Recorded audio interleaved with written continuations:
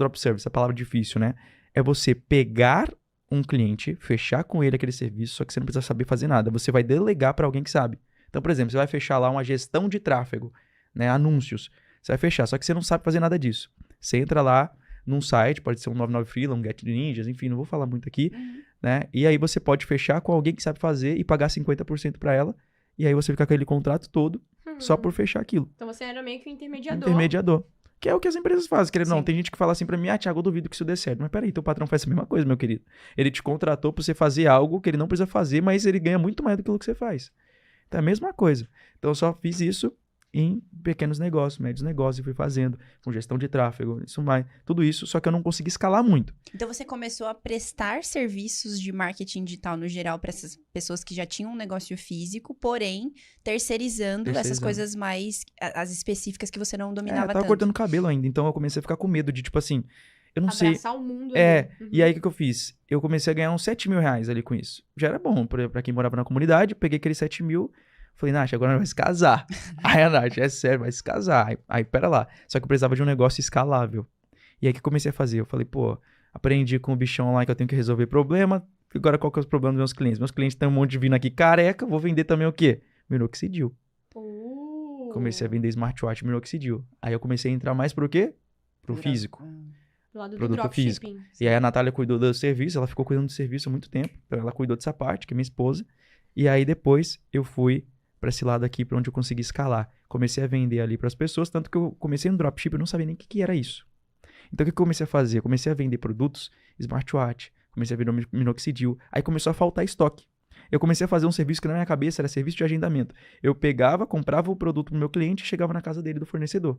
E aí eu comecei a fazer isso, e comecei a fazer o dropship em si, raiz, só que sem saber o que era. E aí eu comecei a vender, tava vendendo tipo 10, 20, comecei a vender 30 mil, eu falei, cara, eu demorei pra sair da barbearia com medo. Aí eu peguei, vazei da barbearia. Isso foi quanto tempo? Foi assim Olha, pra mim conseguir vender na internet ensino automático, assim, no automático que eu digo é vender com anúncios, foi uns 6 meses. Caramba. Pra Mas vender. então você ficou 6 meses para vender e Não, ainda mais 6 meses pra ter um resultadozinho expressivo. Mas, por exemplo, quando você fez esses 30 mil, você ainda tava na barbearia. Tava na barbearia. Até você fazer 30 mil foi quanto tempo? Foi uns 9 meses. Então, tipo, 6 meses pra encaixar as coisas. Porque olha como que é louco. Hoje eu tenho, por exemplo, aluno que no mês seguinte ele tem aluno que é meu vizinho lá em Alphaville. Então, por exemplo, olha como que é loucura. Quando você não tem um conhecimento, porque era tudo na raça, eu tava tentando, e eu não conseguia. E quando eu peguei um conhecimento de verdade, porque eu investi num conhecimento, foi exponencial. Eu comecei a entender mais as coisas, entendeu? Perfeito. E aí, foram tipo 6 meses pra ter um resultado. Então, a galera acha que vai vender da noite pro dia. Eu fiquei 6 meses sem vender quase nada. Tipo, Sim, praticamente até nada. você encontrar ali a constância, leva Até um encontrar a tempinho, constância. E aí eu comecei a vender, eu falei, eu tinha medo. Eu falo que pra sair do meu trabalho ali da barbearia, eu fui muito medroso ainda. Porque assim, eu só saí, olha isso, eu tinha feito 30 mil, eu devia ter saído muito antes. E hoje eu vejo isso, tanto que eu saí depois que um pastor falou uma palavra pra mim que eu tava orando pedindo uma resposta. E às vezes você fica orando pedindo resposta, Deus já te falou faz tempo, mano. E aí eu falando lá, Senhor, eu saio ou não saio daqui? Saio ou não saio daqui? E Deus já falando um monte de vezes, tem que sair. Só que eu teimoso, aí teve uma vez que fui na igreja, o pastor falou lá, olha o que ele falou, cara, arrepia até hoje isso aqui, ele falou assim, ó, o lugar que você tá, você não é, você está.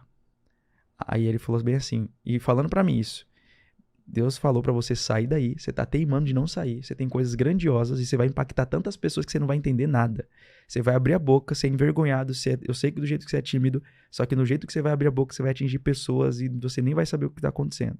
Eu vou te usar pra isso. Aí eu falei, não sei, não deve ser possível, porque eu não consigo aparecer nas câmeras, não.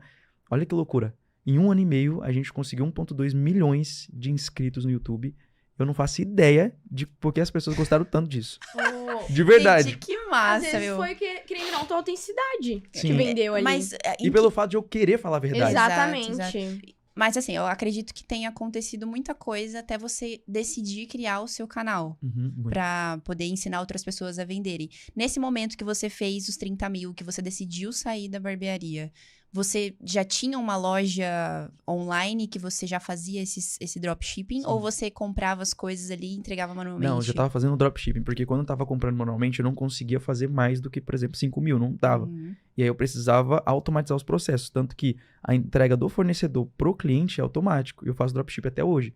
Então, qual que é a parada? É você ter bons fornecedores, ter uma loja de credibilidade, e até hoje eu vendo assim, faço meus anúncios, e o fornecedor envia direto para casa do meu cliente sem eu precisar fazer mais nada disso, é tudo automático.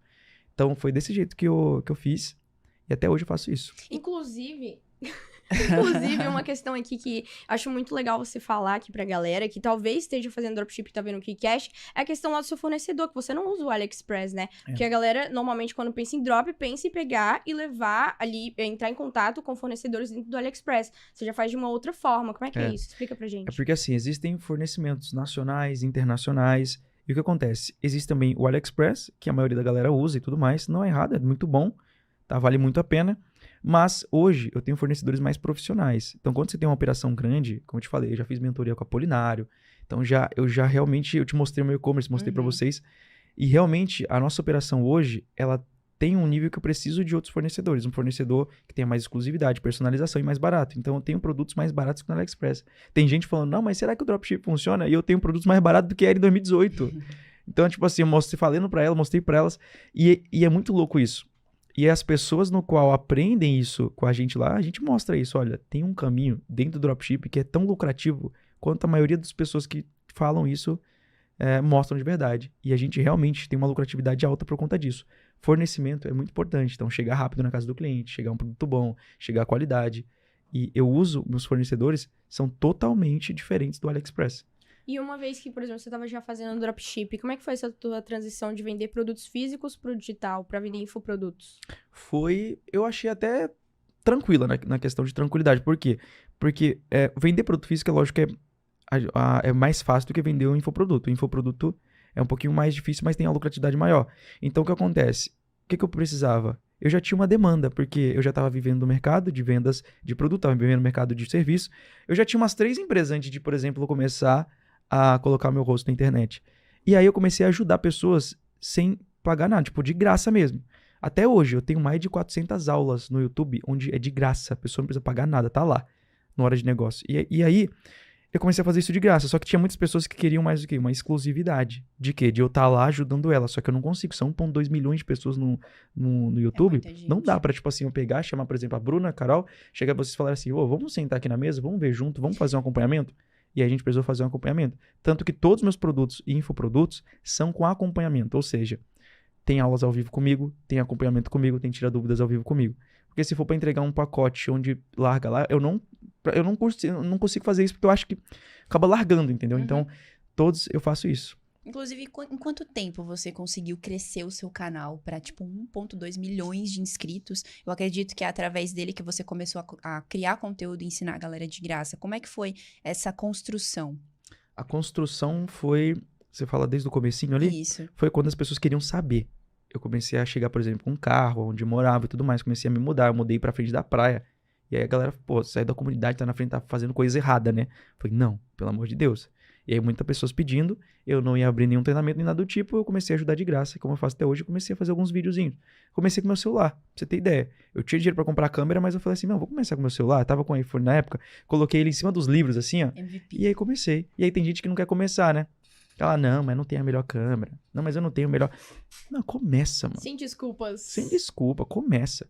Depois eu comprei um lapelazinho, começou aí e tudo mais. Quando foi ver, com um lapelazinho que eu tinha comprado, a gente conseguiu 200 mil inscritos. Caraca. Aí foi indo. E as pessoas gerando conexão.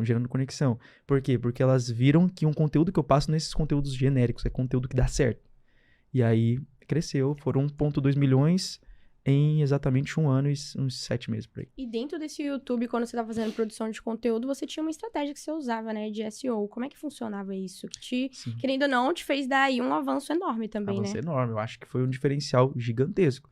Tanto que de crescimento, a gente estava ali entre os top 3 canais do Marca Edital que cresceu mais exponencialmente. Por quê? Porque eu usei muita estratégia de SEO, que nem você falou, que é a estratégia das pessoas pesquisarem e acharem meus vídeos.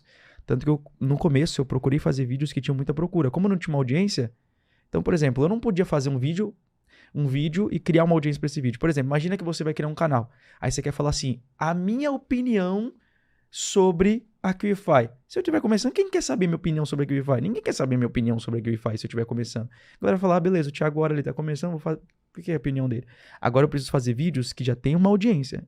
Então vamos lá, tem gente pesquisando como fazer a primeira venda. Então o que eu decidi fazer? Ó, como fazer a primeira venda, porque já tem uma audiência. E hoje eu faço qualquer vídeo e qualquer vídeo tem visualização porque eu já construí ali um público. Mas no começo foi só isso, SEO, ou seja, vídeos que tem procura. Como criar uma loja, como fazer isso. A palavra como, que é muito pesquisada, eu comecei a fazer. Entendeu? Então tem muita gente que tá começando hoje no YouTube achando que não, vou fazer um vídeo aqui, minha opinião sincera sobre tal coisa. Não, mas por que a pessoa vai ver sua opinião?